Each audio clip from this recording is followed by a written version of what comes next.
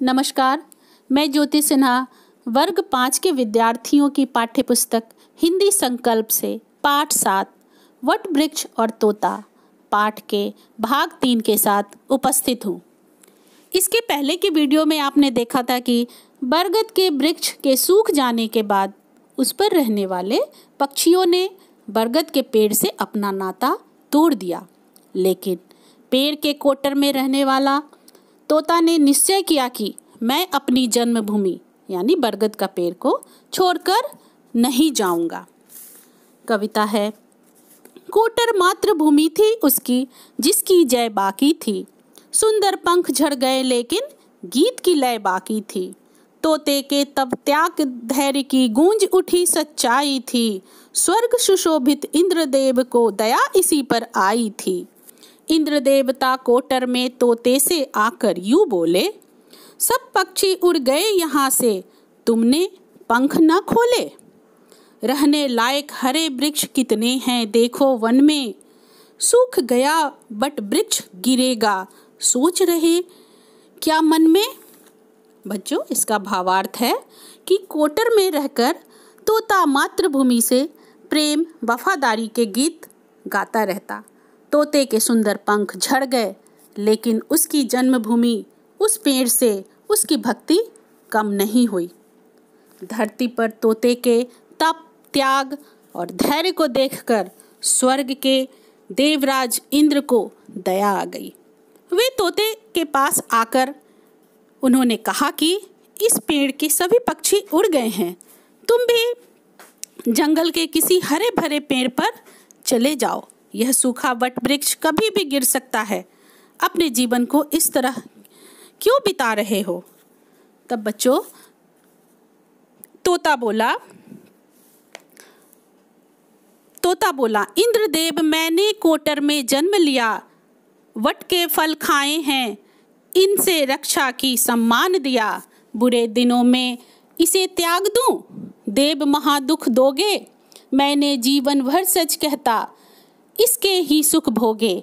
सुख संपत्ति के साथ ही विपदा आए, करे किनारा। देवराज अब स्वयं बताओ, क्या कर्तव्य हमारा।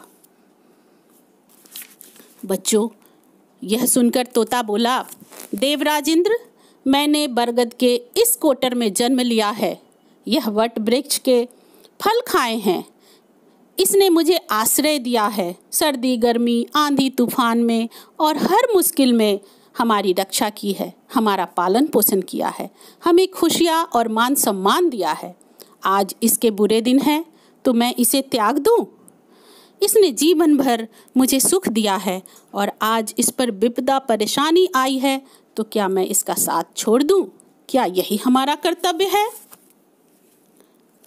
कविता की पंक्ति है। इंद्र हुए खुश बोले, प्रिय जो मांगो वरदान मिलेगा। तोता बोला, देव कृपा से हरा भरा यह ठूठ खिलेगा। तथास्तु कहकर देवराज फिर दिए न कहीं दिखाई। ठूठ हुए बट वृक्ष पर कैसी हरियाली लौट आई। घटा घिरी बिजली भी चमकी, बरसी अमृत वर्षा। हरा भरा बट वृक्ष हुआ और स्वस्थ फिर मन हर्षा। जननी जन्मभूमि की खातिर कितना मन बलिदानी, मन प्राणों में जाग रहे तोते की यह अमर कहानी। बच्चों, तोते के कर्तव्य बोध और जन्मभूमि से प्रेम को देखकर सुनकर देवराज इंद्र खुश हो गए। उन्होंने तोते से एक वरदान यानी अपनी इच्छा की वस्तु मांगने को कहा। तोते ने वरदान मांगते हुए कहा कि आप इस वट वृक्ष को पुनः हरा भरा कर दे, इसके विष को समाप्त कर दे। इंद्र ने कहा, तथास्तु, यानी जैसा तुम चाहो वैसा ही हो। देवराज इंद्र अंतर ध्यान हो गए, चले गए। उसके बाद आसमान में बादल घिराए, बिजली चमकी, जल और अमृत की वर्षा हुई। बच्चों, यानी उस वर्षा के जल ने पेड़ के विष को समाप्त कर दिया और पेड़ में प्राण ऊर्जा भर दिया। वट वृक्ष पुनः हरा भरा हो गया। यह देखकर तोता बहुत प्रसन्न हो गया।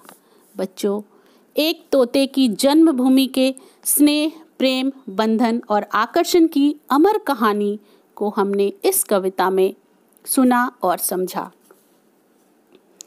बच्चों, जननी जन्मभूमि स्वर्ग से भी महान होती है।